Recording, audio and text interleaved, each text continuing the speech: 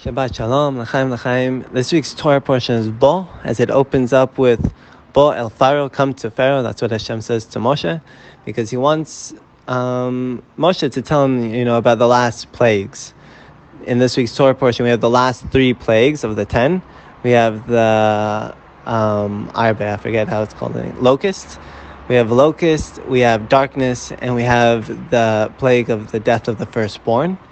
Then we have a lot of the laws of Pesach are actually given in this one, as the Jews are given the first mitzvah is really the mitzvah of sanctifying the new moon and establishing the months.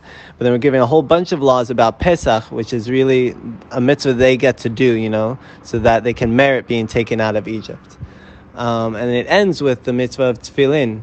So there's a lot of mitzvot given, there's a lot of drama with the 3 plagues, and there's a lot to learn from the Torah portion. And some of the themes that I touched upon while learning and thinking about this Torah portion was one, love, because love is an ongoing process. You develop, you grow in it. And another one is change. And, I believe it's a famous quote that says, the only constant in life is change. And I think that we really see that here. For example, from last week until this week, we see that at the very beginning, Hashem wanted Moshe to go and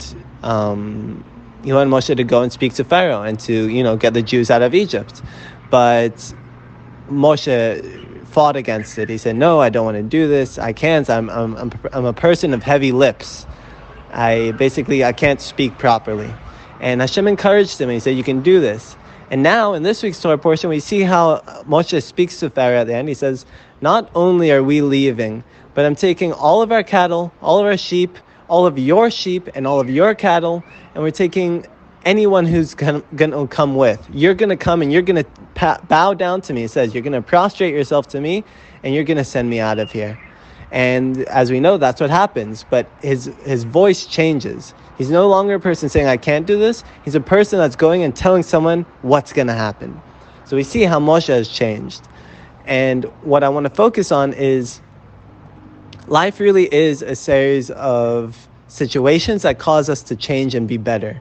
And that is, in essence, what the Torah is here to do. It's here to encourage us and teach us how to change in ways that are practical, so that refine us and make us better. Why is that? I was thinking about this. Is in a relationship, you have to change, you have to adapt. You have to learn what this person likes, what they don't like, and how can I do that? And that's what we see with Hashem. He's given us this Torah, so we can learn what he likes, what he doesn't like, and how can we change to be better people.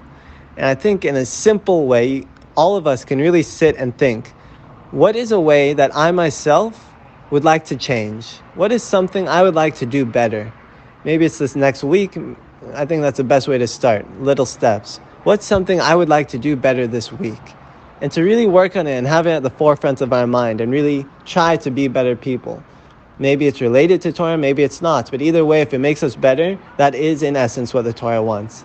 So B'ezrat Hashem, we should all merit to grow the same way that Moshe Rabbeinu grew and become the greatest people, just like he was the greatest prophet, the greatest people that we have ever seen out of ourselves. Shabbat Shalom.